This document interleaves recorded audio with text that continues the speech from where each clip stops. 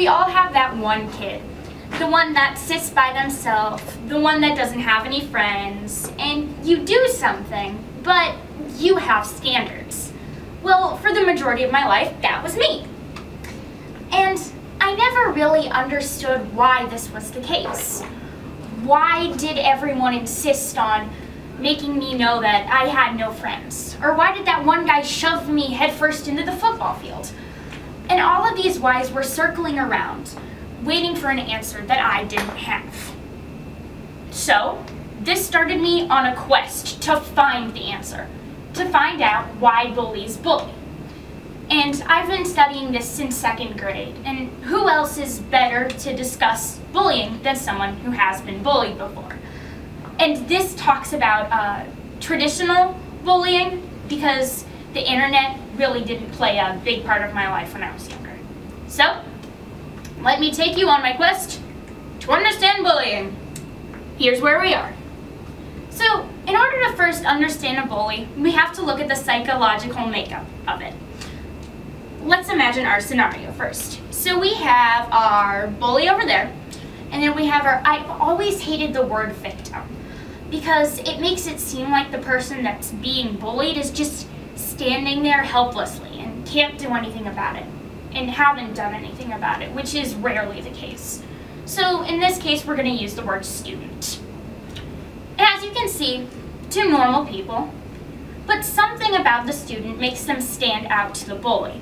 And the bully goes over to them and continues to pester them about that feature, the something that makes them stand out. And the student tries to fight back, but eventually gives up because of the continuousness and the repetitiveness of the bully. And that causes the student's mood to drop and for them to lose interest in things that they once liked. Why would anyone do this? Well, from what I've heard, from what psychology says, there are a couple of reasons. One reason is Thomas Hobbes says there's something called self-preservation, which basically means doing things that'll keep you alive. Not necessarily meaning literally, but in a social setting, perhaps. So if one of your friends is picking on this one kid, you don't want to stand up to them because that would make you another target. So you either just stand there or join in on the bullying. And that is, that form of peer pressure is something that we don't really see or consider a main form of bullying. But I can tell you, it is just as bad to see people just standing there and doing nothing than having one person actively harass you. Another reason is studies have shown bullying can be linked to bad parenting. And 3 certain types of parenting in particular. We have the authoritarian style, which is they use fear to convey their parenting rules, and the do it because I say so, instructing harsh rules with harsh punishments. And then we have the opposite of that, which is the parent that just wants to be your friend, so they don't set any hard rules for you to follow, and they let you do whatever you want.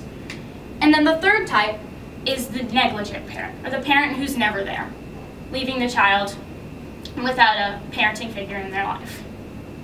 Or it could have something to do with a traumatic experience going on in the bully's life that has led them to have all of this anger bottled up inside of them, and they need an outlet to release it on.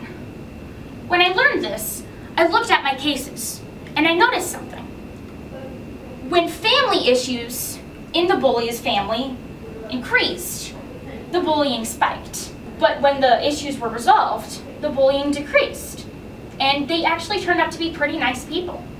And for bad parenting-wise, this one person, who was cruel and horrendous to a lot of people, her parents, when I met them, they were the type of parents that let her get away with absolutely anything and everything. So this made sense. It got me closer to understanding why. That's the answer, and that's where we are now.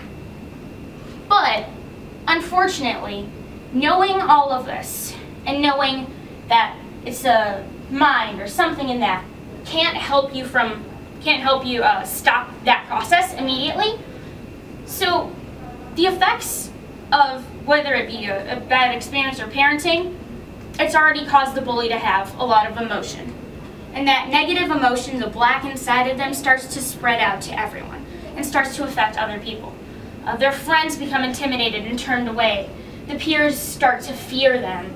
And of course, the student who receives the brunt of all the harassment, they lose interest in things that they once loved to do. They lose confidence in themselves, and they start thinking that everything the bully says about them is true. In fact, this can get so bad, and it can even lead to suicide. About half of young adult suicides have some reason to do with bullying. And when you've reached that point in your life, it's really hard to get back from there. I know, because I've been there. But when I was there, I looked at my map again, and I realized something. It wasn't my fault. Now, what a lot of people don't understand is that often we students look at ourselves and the words that the bully says and starts thinking that it's something that we're doing that's causing all of this. But it's not. I realize that some people have stuff going on in their brain that I can't understand and I can't describe. But it wasn't me. My personality, my being myself, wasn't causing myself pain. I could keep being me. And with that, I gained confidence. And I knew that I could keep being myself and didn't have to worry about that causing other people to not like me. Because it was something that happened in their minds that I didn't know. And I can tell the same to you.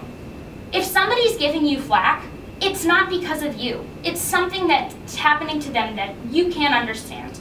But you can keep being yourself and stay true to yourself. And I know that's cliche, but it's true. And that's really what will give you a confidence boost. And now, all the words internalized, that's what we think about. Anyway, so now, we're here. I still don't have a definitive answer, but I'm close. Maybe one day, if science continues to achieve more, or we can get a more in-depth, valid answer. But all I know is that don't blame the student. And this information piece has helped me so much in life. It's allowed me to get out of the toxic environment that I was in, where I was being bullied, and to come here to Whitfield. And I could be myself here. And it's been a major change in my life since I've came over here. A very big change. Thank you.